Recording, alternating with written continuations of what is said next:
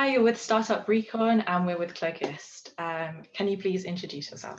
Hi, my name is Louis. I'm the founder at Cloakist. Cloakist is basically a service that lets you take public pages like Notion documents or Google documents or Airtable forms and put them at your own domain. So put them at yoursite.com instead of them being stuck at docs.google.com or airtable.com and so on. And once it's at your site, the cool thing you can do is basically change the branding. You can add live chat. You can add any features that you are missing in whichever page it is that you wanted to move over. And so can you tell us what the history of the business is? Sure. So basically it came from myself and my co-founder trying to use Google Forms, but have people not realize that they're Google Forms. So we wanted to send these out because we were serving people for different reasons. And the thing is, we didn't like the fact that it would always be stuck at forms.google.com. It was just ugly, and it also confused people. They were like, "Oh, you're using Google Forms, why aren't you using your own brand?" So we realized that we had a way to take these Google Forms and put them on our own website, so that people that we sent them to wouldn't realize that Google Forms was even there in the first place. And then we also kind of found this way to change the branding and add all the other stuff on top. So it kind of started with us having this problem and deciding that we wanted to make a solution for it, and then finding other people who wanted it too. Oh, right. And how long did it take you to reach an MPV stage, would you say? So I would say probably what we actually did was we first just asked people to pay us for the product. And then the first time they paid us, we were like, oh crap, that's really, oh God. And then we basically, at that stage, furiously coded for like a week and we managed to make a solution. So yeah, we kind of didn't build stuff until we had people paying us. But yeah, it's probably like a week until we made the first like really basic version. Oh, wow. Would you say there are any learnings along the way that you'd like to share with everyone? Yeah, I think that actually was one of the biggest ones. Like just basically wait until someone actually wants to pay you before you build anything. Yeah, exactly. Just find like some kind of really big statement of intent that someone wants to pay you, and only then, and maybe try and find lots of those people with a really bad problem. And at that point, you should start building, but not before. What is your business model?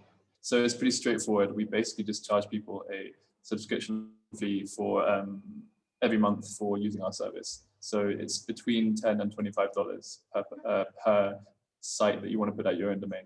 And how did you land your first client? We basically, so there's this really random product. Well, I don't know if it's random, but it's kind of like a note-taking app, and it's called Roam Research. And it's pretty cool. Basically what it lets you do is it lets you kind of do notes, but also link all the notes to each other. And then you have like this big web where they're all linked to each other. It's just like very interesting product. It's meant to mimic the way that the human brain works. I don't know if that's actually true, but yeah, that's what they say. Anyway, so we realized that people had these kind of like these blogs, which they were using Roam Research for. And then what we did was we found that they have a Slack community, that Roam Research has a Slack community. And we got into the Slack community and we searched for the phrase custom domains, because the best way to describe what we do is we offer custom domains for products that don't offer custom domains themselves.